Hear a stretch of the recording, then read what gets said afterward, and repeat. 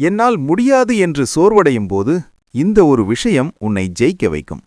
உன் வாழ்க்கையை மாற்றப்போகும் ரகசியம் இதுதான். பாதியில் ஸ்கிப் செய்யாமல் இறுதி வரை பாருங்கள். இது உனக்கான வீடியோ. நீ தோற்றுவிட்டாய் என்று உலகம் சொல்லும்போது உனக்குள் இருக்கும் தன்னம்பிக்கை மட்டும் சொல்ல வேண்டும், இது ஒரு சிறிய இடைவேளைதான் என்று. உலகில் சாதித்த எவரும் முதல் முயற்சியிலேயே சிகரத்தை எட்டியதில்லை. தாமஸ் ஆல்வா எடிசன் 1000 முறை தோற்றார்.